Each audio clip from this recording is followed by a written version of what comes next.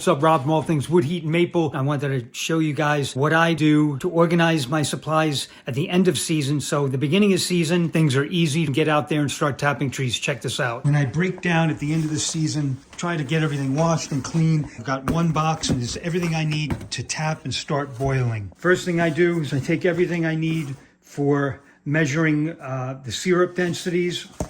I've got my testing cup. I've got my hydrometers, one for sap, which I don't even use. This is the one we use for testing syrup. Use it in conjunction with the measuring cup or the testing cup. I've got a bag with some Orlon filters. I typically settle my syrup. I do not filter it, but when I first take it off the pan, I'll run it through an Orlon filter just to get the heavy stuff out. I also have a guide. I usually forget what the temperatures are, and this is a guide to how to use the testing cup and the hydrometer. I've got a couple of brushes that I use. Obviously, you buy these new. This is for the interior of the pan. It won't scrape your stainless steel. I've got the hose for my preheater right here. I've got the sight glass. If you guys have seen my videos about setting up our evaporators, you'll see why I feel a sight glass setup is really, really important. All a sight glass is a clear tube. Now you can buy these online. It's typical of what they use when you've got an old boiler. So if you do break it, you can get them a lot of times at good plumbing supply stores. All it is a glass cylinder, and that's going to give you the ability when your sap is boiling, you can keep a guide of where your sap levels are in the pan. If you've got a heavy boil, it's very hard to tell if you've got an inch, 2 inches worth of sap, and a quarter of an inch off could mean the difference between burning a pan and not. All right, let's see what else we got here. All the equipment I need for my evaporator. I've got the Dauntless set up with the sight glass. This is all of the plumbing, so to speak, that I need for it, all in one bag, easy to work with. I've got my stainless steel spouts and some of the old traditional liter spouts. Those are a cast variety. Great product wherever you get them. I got these from Smoky Lake. They last long. As long as you don't lose them, you'll have them every year. And if you guys decide, instead of running tubes, you've got a little barb here to put your tube. This side goes inside the tree. I retrofitted mine with a washer. I've got a video on how to do that. So now I can use these for tubing as well as hanging hooks and buckets. But this is great. These are already clean. I can take them right out of the bag. I boiled them last season. I've got my drill bits. And what I did, and it's worth the money, guys, if you haven't tried it, go out and buy a tapping bit. I've got links in the description for everything. This is the tapping bit. You see that angle? This is a bit that's the same size, but it's a basic bit.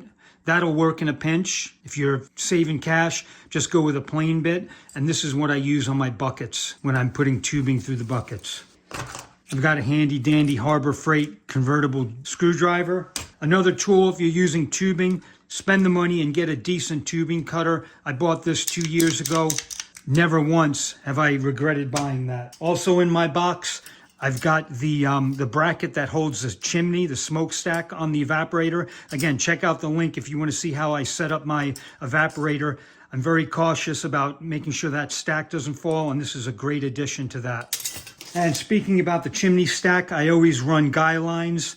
These are guy lines that I've been using for a couple of years. I've got flagging tape on these so no one gets clotheslined when they're walking around the chimney. I've got extra flagging tape in case you want to flag trees or make any adjustments in your tape. This is a tool that's an absolute must-have if you're using the 5-gallon round buckets or even some of the smaller ones.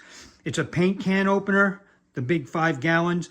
If your hands are cold, your fingertips are freezing, trying to get those lids off is a real pain. Buy a couple of these. They're like $3 each. They're down below in the links, and you'll be able to open up all of your buckets as you're harvesting sap. It's going to save you time, frustration, and you won't break your nails or your fingertips. I've got my little hammer that I use for tapping my taps. Yes, it's pink, but if you drop it in the leaves, you'll see it, and it's small enough that it doesn't get in the way.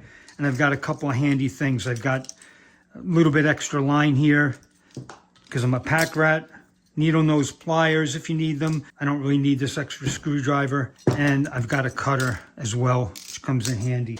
I also have some old plastic spouts and couples for the plastic if I want to run some double lines, triple lines on trees, that kind of thing.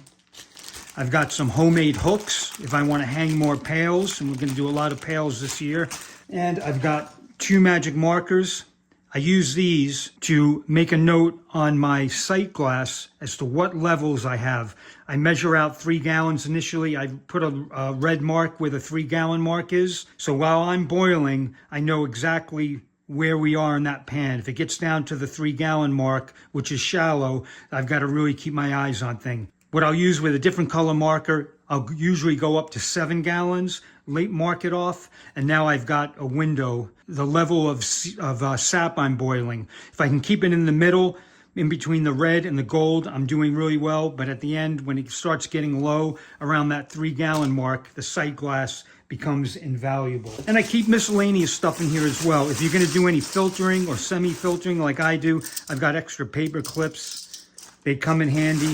I've got new stainless steel bolts and washers. I've got to put these on the front of the Dauntless after 5 years. A couple of them have basically been cooked out and rusted out. So I'll be replacing those. I meant to do it this year, never got to it. Got a tape measure in case I want to check out any of the trees and measure them, although typically now I'll do it by hand. I do have an extra glove for when I'm loading the evaporator. It gets hot as hell in that evaporator in the thousands of degrees, 1,000 degrees, 900 degrees. You want your hands protected. So that's it, guys and gals. That was a really quick once over. But the nice thing about prepping everything before you pack it away or when you pack it away for the one season is that now I'm really ready to go right now and go out and get some tapping done. As you can see out there, I've got about a foot of snow. So I'm going to make a little sled out of a plastic bin. I'm going to put my buckets in there and all the things I need to tap. I'm going to drag that along the snow, because I don't have any paths cut, and we're going to get to it. If you guys are just learning how to make maple syrup at home, please like and share the video. Subscribe if you're into it. Check out some of my other videos. I've got a lot of tips and tricks to help a backyard sugar maker have fun making syrup and also not bust in the bank.